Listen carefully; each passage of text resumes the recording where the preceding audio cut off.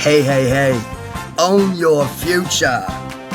Now, I don't like to have my face here, so call this a moment of weakness or a lack of time. I can't put a filter on my camera, I don't know how to make that work, but I just want to tell you something right now. We just changed the world after one day with Tony Robbins and Dean Graziosi. Sorry, buddy, that's a hard name to say. You got a little in there. And that's just the start of day one. I can't even begin to imagine what's happening on day 2, 3, 4, and 5 other than, if you're not there, I don't know why you would not go to some free trading. Like, are you busy? You got a little Netflix going on, do you? I don't know. Anyway, so what's my pressure? It's 1:46 in the morning, Wednesday, May the 12th, 2021. I gotta write a book. I'm gonna do it in 2 languages. I'd like to have it done before 11 a.m. I'm starting right now. I just finished my copyright. And then I want to have my wireframe done for my app, which is starting from up here, but it's all done. Like, it's done. And yeah, then like basically, probably gonna I'm gonna settle for $1 million a day. I don't know. I don't want to have attracted to the million. If you actually want to know the truth, 1.9473. I forget a little bit, but I got it dialed in. I need $1.9 million to have an impact in the world and live kind of just like a little bit of a modest life. That's my base. So, and it ain't no get rich quick scene. You guys think I'll get rich quick? I put in more time into this than you have ever dreamed of being alive. You see, when I say I got Jim Rohn's shit memorized, I do. Tony Robbins shit memorized, I do. Bob Proctor shit memorized, I do. Les Brown shit memorized, I do. Abraham Hicks shit memorized, I do. Joe Dispenza's shit memorized, I do. That's just a few. Russell Brunson, been there, done that. Group funnel guy, Mike Filsaime, been there, done that. Jonas Armstrong, been there, done that. I can't remember the other guys I'm going on now. But, you see, one thing we don't have is time. That's the only asset that is equally spread and equally valued amongst all of us. But how you use it is where you determine the value of it. And I see a lot of pain and suffering in the world right now. You see, the real pandemic is a lack of purpose. Actually, it's not a lack of purpose. It is a detachment from purpose, which is manifesting in the form of decreased internal motivation. By and large, we have people selling time for money. I'd say 99% of the people in the world are walking zombies. They don't believe that a new reality is possible. And I'm here to tell you it is, and I'm here to prove to you that it is, because what I do is I make money out of thin air. That's not my passion. I'm not driven by money. I like money. It allows me to help people do things. I actually sell hope. But I don't monetize it. And that creates a little bit of an issue, as far as paying bills and all that kind of stuff. Now, I'm not $1.9 million in debt anymore. I think I've worked my way out of that a little bit. But I still probably pay more interest in a day than most people make in a month. And the old hope sales, like they're growing. You know, they're growing, and I'm very selective on my clientele. I got to pick the right target audience. You know, I've been deciding to pick like the forgotten people, I call them. You know, the junkies, the street people, the hookers, and all that shit. I've had some really positive results on the streets. Like I'm one man show. I do more than our healthcare system does right now, and I can tell you that for free. Yeah, on my dime, and my results are off the charts. My efficacy, my side effects, I can't even begin to explain how awesome the shit that I do is. In terms of dollars spent and output or effect gained from my efforts on the people that I call that are forgotten, the people that are in pain, the people that are self-medicating with drugs and what have you, or what have you. My results game-change shit. So I got some pressure going on right now. I got an ex-junkie in there, and he's killed a few people. I don't know, man. What the hell? He's in my house. He's been in my house for about a week or something like that. I met him in a taxi. I picked him up at a hospital, met him in a taxi. He's a good soul. So, yeah, he's had a little hard. There's a lot of people judging him. He's got tattoos on his neck. face and shit. He looks a little rough, man, but he lived some rough shit. Now I went in there, he got a little busy, I don't know, man, he's a little sensitive. And I ain't got a lot of sympathy. I got empathy, but I ain't got no sympathy. You see, sympathy falls somewhere in the line in between shit and syphilis in the dictionary if you look it up. Neither one of those things do I really appreciate. But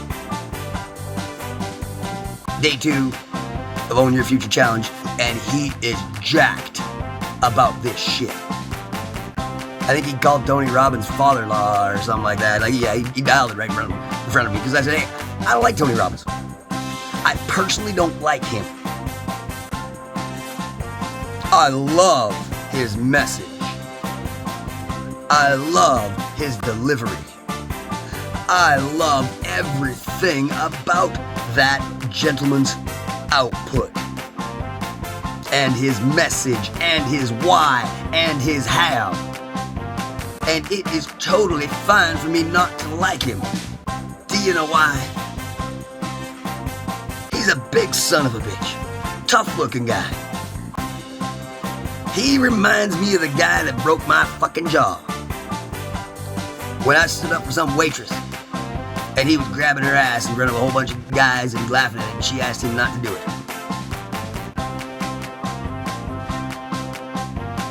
And she went back and served them other drinks. And he did it again, and he did it a little more aggressively. Now I know there's 8 British soldiers sitting there, and I'm just one little guy. And I walked up to him and I said, excuse me, gentlemen. I do believe that lady asked you nicely last time she brought you drinks not to touch her ass. And I see that you either forgotten or have chosen not to listen. I also know that you're not from this country, and I don't really know what country that's appropriate in. But you are in my country. And you are in my line of sight.